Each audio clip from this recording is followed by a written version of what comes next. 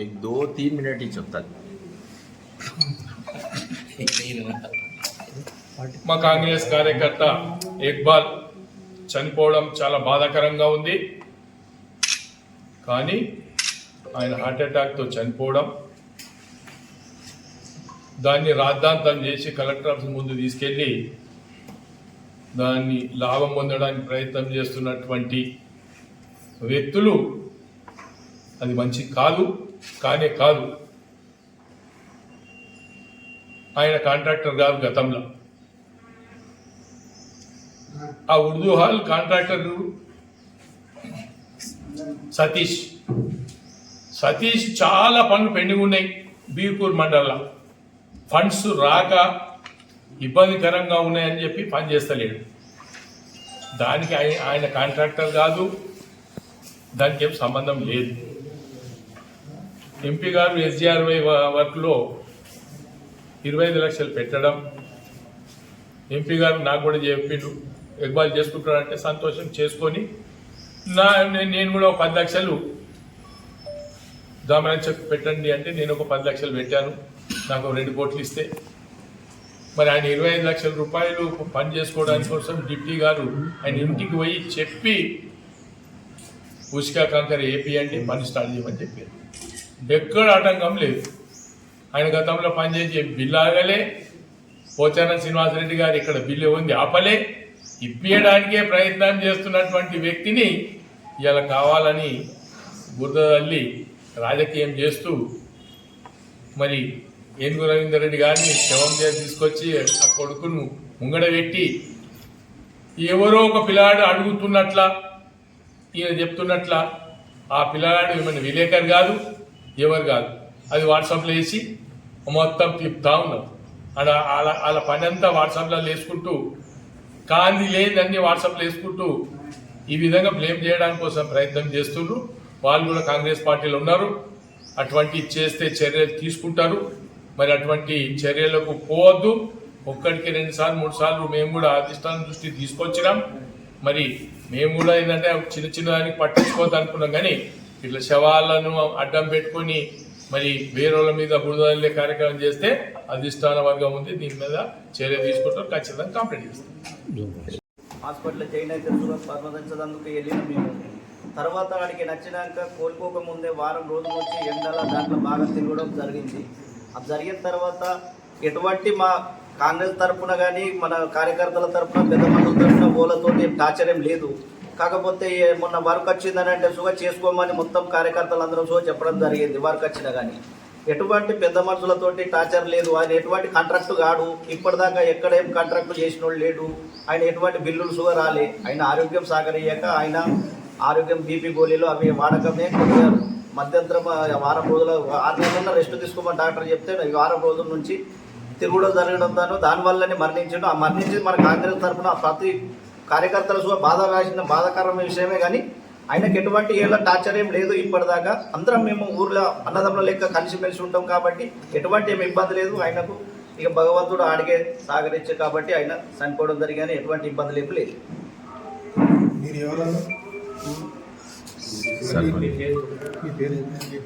నా పేరు బోయిని శంకర్, బీర్పూర్ మండల్ కాంగ్రెస్ పార్టీ అధ్యక్షుడు. అంటే ఎండలు ఎందుకు తిరిగిండారు? ఇప్పుడు వారం నుంచి ఎండలు తిరుగుతారని చెప్పిండు కదా, ఎందుకు తిరుగుతారు? అదే ఇది ఇప్పుడు ఇఫ్తార్ బిందు ఇస్తారు కదా, ఇఫ్తార్ బిందు ఇస్తారు ముస్లింల దాంట్లో దీంట్లో తిరిగిన. మొన్ననే వారం నుంచే బయటకు వచ్చిండు, అప్పటిదాకా బయటకు రాలేడు. నెల అంతే కోలుకొని. ఆయన ఎటువంటి కాంట్రాక్టులు చేయలేదు, ఎటువంటి బిల్లులు ఏమి వచ్చేది లేదు. ఈ వారం రోజుల నుంచి కూడా కాంట్రాక్ట్ల గురించి తిరుగుతుండని బయట అంటున్నారు. లేదు అటువంటి ఏం లేదు కాంట్రాక్ట్. ఆయన ఎంపీ ఫండ్స్ తెచ్చుకున్నాడు, 25 లక్షలు చేసుకుంటాడు అన్నాడు, చేసుకుంటాడు. నిన్న ఆయన చనిపోకపోతే వర్క్ చేసుకోమని డి మేడం సో చెప్పింది, చేసుకోమని చెప్పిండు. ఏసారి వచ్చి కొలిచి మేనేజ్మెంట్ ఇచ్చారు, చేసుకుంటాను సో చెప్పడం జరిగింది.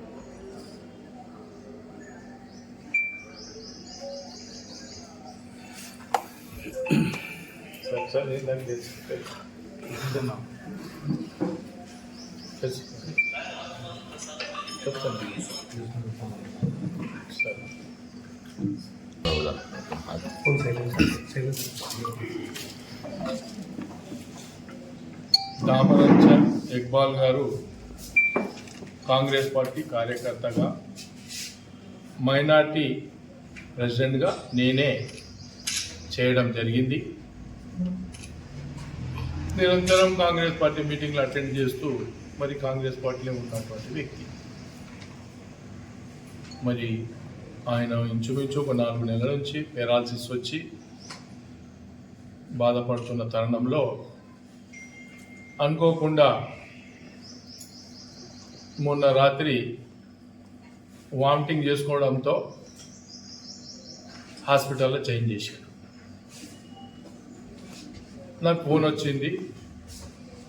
అఖిల్ గారు, మా ఎంపీ సాబు పిఏగా పనిచేస్తున్నటువంటి అఖిల్ గారు ఫోన్ చేసి ఇట్లా హార్ట్ అటాక్తో చనిపోయిండు అని పొద్దున 5 గంటలకి నాకు ఫోన్ చేయడం జరిగింది. సరే నేను బాధపడ్డా. అరే పాపం అట్లా అయిందంటే ఏమో వామిటింగ్ చేసుకుని హాస్పిటల్ తీసుకొస్తే చనిపోయిండు అని. మరి ఎప్పుడు తీసుకొస్తున్నారంటే 10-11 దాకా తీసుకొస్తున్నారంటే నేను హైదరాబాద్లో. నిన్న పొద్దున ఒక వీడియో చూసిన. ఎల్మంచల్ సీన్ గారు SJRV వర్క్లు మొత్తం పాత కాంగ్రెస్ కార్యకర్తలకు ఇవ్వడం లేదు అని కలెక్టర్ గారికి కంప్లైంట్ చేయడానికి వెళ్తుండ్రు అని ఒక వీడియో చూసిన. మేమైతే పాత కాంగ్రెస్ 2 సార్లు పోటీ చేసి మొన్న టికెట్ రాక భంగపడ్డటువంటి వ్యక్తిని నాకు మా కాంగ్రెస్ పార్టీ గుర్తించి ఆగ్రో ఇండస్ట్రీ చైర్మన్గా ఇవ్వడంతో ఈ కాన్స్టిట్యున్సీ మొత్తం తిరుగుతూ ఎక్కడెక్కడైతే పాత కాంగ్రెస్ కార్యకర్తలు ఉన్నారో వాళ్ళందరినీ కాపాడుకునే ప్రయత్నం చేస్తూ నేనందరికీ కూడా మాతో పాటు రండి, కాంగ్రెస్ పార్టీ రూలింగ్లకు వచ్చినాం, మరి మీకు ఏ అవసరాలు ఉన్నా అని నేను మరి పోచారం గారు కూడా కాంగ్రెస్ పార్టీలో రావడం జరిగింది.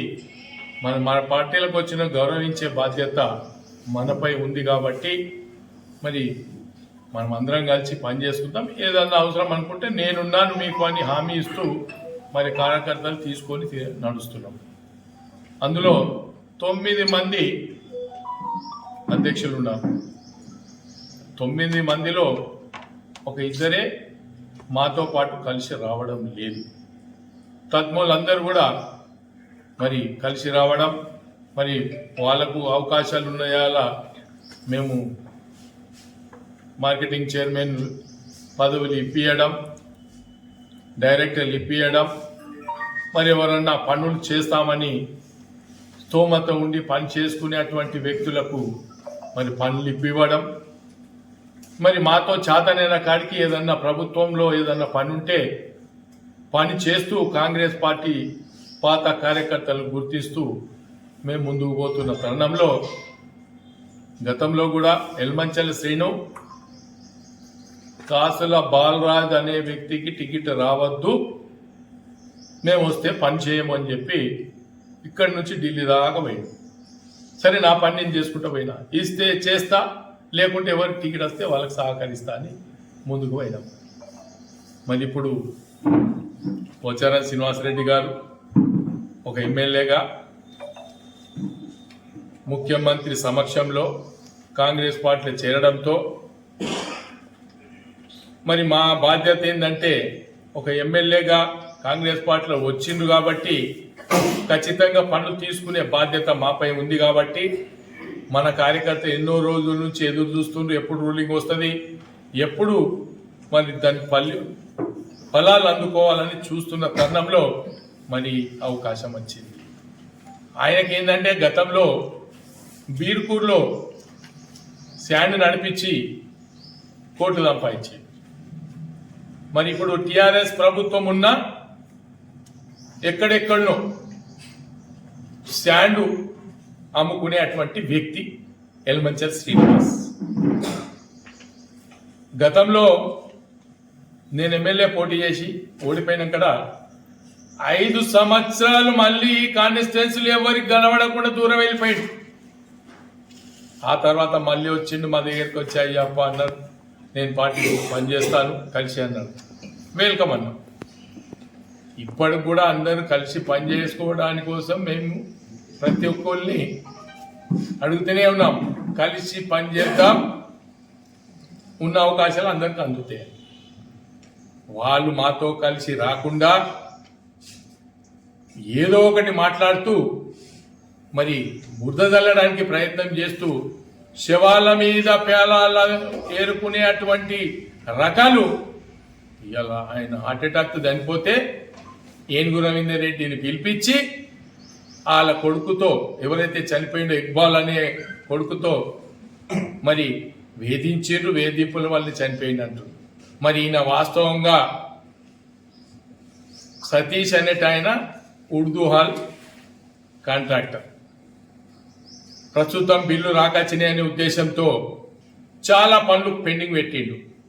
గతంలో ఆయన్నే మొత్తం ఎన్ని వర్కులు ఉన్నా అన్ని వర్కులు ఆయన్నే చూసిండు. ఎన్ని గుట్టలు తవ్వుకోవాలని అన్ని గుట్టలు తవ్వుకున్నాడు, ఎంత ఉసుక అమ్ముకోవాలని అంత ఉసుక అమ్ముకున్నాడు, కోటీశ్వరుడు అయిండు. ఇప్పుడు ఏంటంటే ప్రభుత్వం రూలింగ్లో రాగానే పోచారం శ్రీనివాసరెడ్డి గారి ఆయన టీఆర్ఎస్ పార్టీని ఉండిపోతాడు. ఇక మేము ఏనుగు రవీందర్ రెడ్డి గారితో కలిసిపోదామనే ఉద్దేశంతో మరి ఆయన పక్షాన్ని వెళ్ళింది. అనుకోకుండా పోచారం శ్రీనివాసరెడ్డి గారు ఒక నిర్ణయం తీసుకొని మరి మన ముఖ్యమంత్రి గారు ఆహ్వానించగానే సరే కలిసి పనిచేద్దాం, నాకు కావాల్సింది కూడా ఈ బాన్స్వాడ కాన్స్టిట్యున్సీ బాగుపడాలనే ఉద్దేశం. నాకు ఆ పార్టీ ఈ పార్టీ అనేది ఏం లేదు. మరి రూలింగ్లకు వచ్చింది కాబట్టి మరి ఇక్కడ ఉండే అటువంటి ప్రజలకు సౌకర్యాలు కలిగించడానికి ఇంకా చాలా అవసరాలు ఉన్నాయి. కొంత మట్టుకు తీర్చినా ఇంకా కొంత తీర్చేది ఉంది అనే ఉద్దేశంతో మరి కాంగ్రెస్ పార్టీలో చేరి మేము కలిసి పనిచేస్తున్నాం. నిన్ననే అంటే మొన్న ఒక స్టేట్మెంట్ ఇచ్చింది. ఎస్జీఆర్వై వర్కులన్నీ కూడా ఒక్కొక్కరికే ఇస్తుండ్రు, వాళ్ళ కార్యకర్తలకి ఇచ్చుకుంటారు. ఎవరైనా అడిగితే పని చేసేటోళ్ళు వచ్చి నేను పని చేస్తాను అడిగితేనే ఎవరైనా ఇస్తారు. వాళ్ళు రాక అడగక మరి పనిచేసే వ్యక్తి ఎవరు అనేది కూడా తెలియక మరి వాళ్ళు రాకుండా బురద తెల్లడానికే కేవలం ప్రయత్నం. ఎంపీ గారు ఫండ్స్ ఇచ్చింది, ఎవరు అడిగితే వాళ్ళకు ఎంపీ గారు కూడా ఇచ్చింది. మరి ఎంపీ గారు ఇచ్చిన ఫండ్స్ కూడా అందరికీ ఇప్పుడు ఈ ఎవరైతే చనిపోయిన ఇక్బాల్ ఆయనకు కూడా 25 లక్షల రూపాయలు ఫండ్స్ ఇచ్చిండు. నాకు ఎంపీ గారు చెప్పిండు, నేను ఆయనకు ఇస్తున్నట్టు ఇవ్వండి, మంచినే. మా ప్రాంతంలో ఎవరు పని చేసినా సరే మాకు మంచి కావాలి, కానీ మేమేం కమిషన్లు ఆశించేటోళ్ళం కాదు, మేమేం డబ్బుల కోసం పరుగులు ఎత్తేటోళ్ళం కాదు. మాకు మంచిదే అని చెప్పినాం, చేసుకోమని చెప్పినాం. మరి ఈ మేడం కూడా చెప్పింది, నేను ఇక్బాల్ గారిని కలిసినాం, మరి ఆయన పని చేసుకోవడానికి సిద్ధంగా ఉన్నాను. ఈ మధ్యలో హార్ట్ అటాక్ వచ్చి చనిపోయిండు. ఆయన ఎప్పుడు కాంట్రాక్ట్ చేసిండు, మరి మొదటి వర్క్ రాగానే ఆయన ఇంకా ఆ వర్క్ కూడా ఏంటంటే ఇది మార్చ్ ఎండింగ్లో ఇప్పుడు చేసుకుంటేనే బిల్స్ తొందరగా వస్తాయి, తొందరగా చేసుకోవాలని అందరినీ కూడా చెప్పడంతో మరి నాకు ఒక 2 కోట్ల ఫండ్స్ ఇచ్చిండు ఎంపీ గారు. మరి ఇక్కడ ఉండే సీనన్న కూడా ఏ వర్క్ పెట్టినా మరి ఎక్కడ పెడదాం, ఎటు పెడితే మంచిగా ఉంటుంది, ఏ ఊర్లో మన వాళ్ళు అడుగుతున్నారని చెప్పి ప్రతి నిమిషం కూడా మేము డిస్కషన్ చేసుకుంటూ పనిచేస్తున్నాం. ఎందుకంటే కమిట్మెంట్గా ఉన్నాం, మేము కొట్లాడేటప్పుడు కొట్లాడినాం. ఈరోజు ప్రజల కోసం కమిట్మెంట్గా పనిచేస్తున్నాం. అది ఓర్వలేక మళ్ళీ ఏనుగు రవీందర్ రెడ్డిని తీసుకొచ్చి మరి గడికోసారి ఏదో ఒక మీటింగ్ పెట్టించి తిట్టడం తప్ప మరి ఇంకా వేరే కార్యక్రమం ఏమి పెట్టుకోలేదు. మరి ఇప్పటిదాకా మరి ఏనుగు రవీందర్ రెడ్డి గారు ఏ పార్టీకి వచ్చిండు, ఏదో ముందటి 30 ఏళ్ళ నుంచి కాంగ్రెస్ పార్టీలో పనిచేస్తున్నట్లు వీళ్ళు మాట్లాడుతుండ్రు. ఏనుగు Ravinder Reddy TRS party, TRS నుంచి మరి బీజేపీలోకి పోయి బీజేపీ నుంచి మళ్ళీ అనుకోకుండా ఎలక్షన్ మూమెంట్ టికెట్ అడగడం, మరి ఏ ఈక్వేషన్స్ తోటి ఇచ్చిండ్రు. ఆయన ఏదో 30 సంవత్సరాల నుంచి ఇక్కడ బాన్స్వాడ కాన్స్టిట్యున్సీ ప్రజలకు ఆయన సేవ చేసి మరి ఏదో ఉరవెట్టినట్ల మాట్లాడుతుండ్రు. మరి ఎల్లారెడ్డిలో పోతేనే ఆయనకు చీకొట్టే పరిస్థితి ఉంది. ఇలా బాన్స్వాడ కాన్స్టిట్యున్సీలో ఈ కొంతమంది డబ్బులున్నటువంటి కొంతమంది ఆయన పక్షాన చేరి, అంటే కొంతమంది మీకు తెలుసు ఈ టీఆర్ఎస్ పార్టీలో లాభం పొంది కోట్లు సంపాదించి ఇప్పుడు ఆయన పక్షాన్ని చేరిండ్రు. వాళ్ళ డబ్బులతోటే ఇవన్నీ నడుస్తున్నాయి కానీ అంతకు తప్ప ఇక్కడ ఏం లేదు. ఇక్కడ ప్రజలకు నీళ్లు కానీ కరెంటు కానీ ఇక్కడ పొలాలకు నీళ్ళు ఎప్పటికప్పుడు వస్తున్నాయా లేదా, ఇప్పుడు కాంటాలు స్టార్ట్ కాగానే అంటే హార్వెస్టింగ్ స్టార్ట్ కాగానే మొట్టమొదలు మరి ఇక్కడ వర్ణి సెంటర్ నుంచి స్టార్ట్ చేసినామైతే చందూర్ మరి రుద్రూర్ కోడిగిర్ పొతంగల్ అన్ని కాటాలు స్టార్ట్ చేయించినాము. రైతులకు కానీ ప్రజలకు కానీ ఏ సౌకర్యాలు కావాలా, రోడ్లు కానీ మరి ఇక్కడ నిజాం సాగర్ నీళ్లు కానీ పొదుపుకు వాడుకొని మళ్ళీ నెక్స్ట్ వర్షాకాలంలో కూడా నాట్లు వేసుకోవడానికి కోసం మేము ఎల్లవేళ్లలో ప్రయత్నంతో మాట్లాడుతూ పనిచేసుకుంటూ పోతున్నాం. ప్రజల గురించి పట్టించుకోకుండా కేవలం డబ్బు కోసం ఆశించి, ఉష్క కోసం ఆశించి, మరి కాంట్రాక్ట్ల కోసం ఆశించేటువంటి వ్యక్తులు ఇవాళ శవాల మీద పేలాలు ఎదుర్కొనే పరిస్థితి ఉంది. నేను దాన్ని ముక్తకంఠంగా ఖండిస్తూ మరి ఇటువంటి రాజకీయాలు చేయొద్దు, అది ఎవరికైనా మంచిది కాదు. కానీ ఎల్మంచ శ్రీను అనేటువంటి వ్యక్తి ఎప్పుడు కూడా మాకు వ్యతిరేకంగా నాకు వ్యతిరేకంగా మాట్లాడతలేడు ఇప్పుడు. ఎందుకంటే నాది ఎక్కడ ఏమీ లేదు, అంటే నేనే పదవి చేయలేదు. చేసిందే ఇప్పుడు మొన్న నేను సర్పంచ్ చేసిన, ఎంపీపీ చేసిన, మార్కెటింగ్ చైర్మన్ చేసిన, నీతి నిజాయితీతో చేసిన. శ్రీనివాస్ రెడ్డి గారు కూడా ఇన్నేళ్ల నుంచి ఎమ్మెల్యేగా చేస్తూ ఏదైనా డెవలప్మెంట్ చేసిండ్రు. ఓడో పక్కకున్నాడు అంటే ఇప్పుడు పక్కకున్న సతీషే ఎన్నో చేసుకున్నాడు. అది ఏదన్నా ఎప్పుడు గుర్తిస్తాడు? అది బయట పోయినప్పుడు గుర్తిస్తారు.